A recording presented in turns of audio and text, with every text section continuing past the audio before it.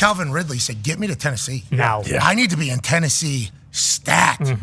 Calvin Ridley represented by Mulugeta. Mulugeta posted a photo of this moment right here where Calvin Ridley agrees to a $90+ million deal with the Tennessee Titans to play wide receiver opposite of D-Hop, I believe, which is quite a tandem for the Tennessee Titans to have here in the AFC South. Listen, L'Jarius Sneed is a Titan. And L'Jarius Sneed did not go for a lot.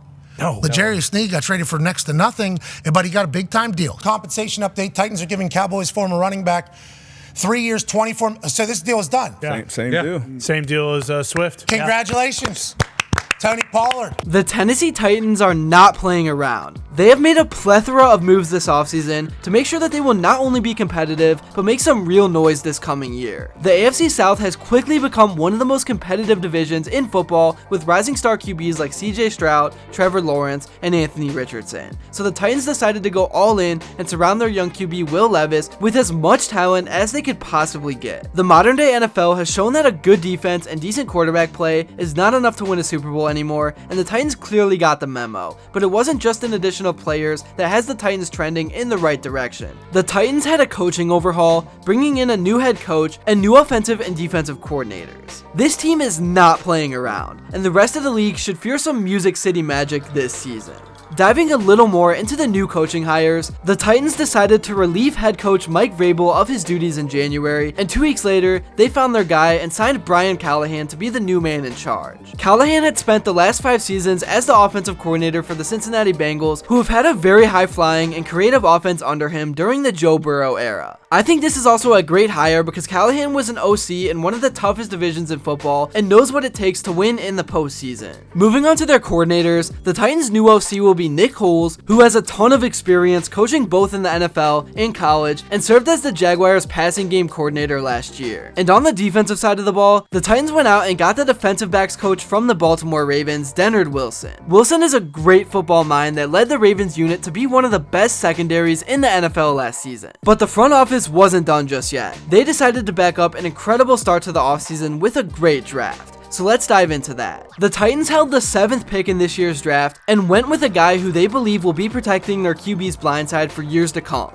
J.C. Latham, a tackle out of Alabama. Latham played right tackle in college, but is familiar with left tackle as he played there in high school.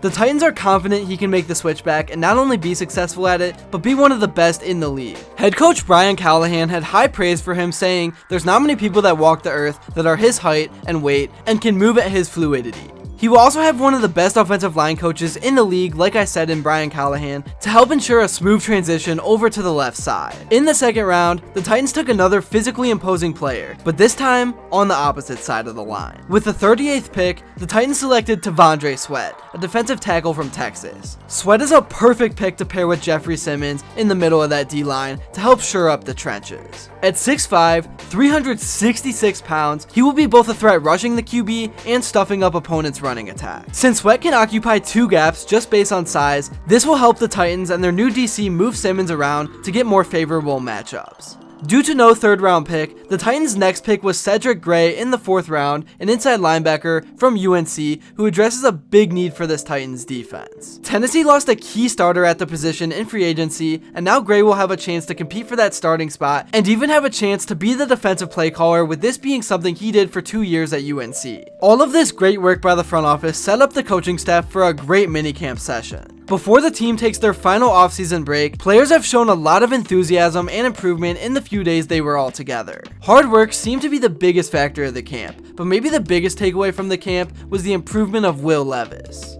I think the thing that he showed that surprised myself, many of us, was he wasn't as robotic last year and stiff as he was that last year in college. If that continues to develop a little bit, I'm actually very encouraged by what could happen in Tennessee, both for their offense and for Will's future. While Levis wasn't perfect at camp, who is? The Titans have set Levis up in a position where they don't need him to be perfect, but rather, they need up with his base and his footwork in an effort to get the ball out quicker and cleaner with better technique. With this has also come a better connection with his receivers. With another year of putting in work with them off the field, Levis knows the coaching staff is all in on him now, and that alone has helped him to become a more confident player. And this has led Levis to have a better perspective. Tyler Boyd is one I think will go a long way for a team like this. Boyd is a veteran wide receiver who will give his quarterback a safety blanket while also being able to provide a lot of leadership for a younger team.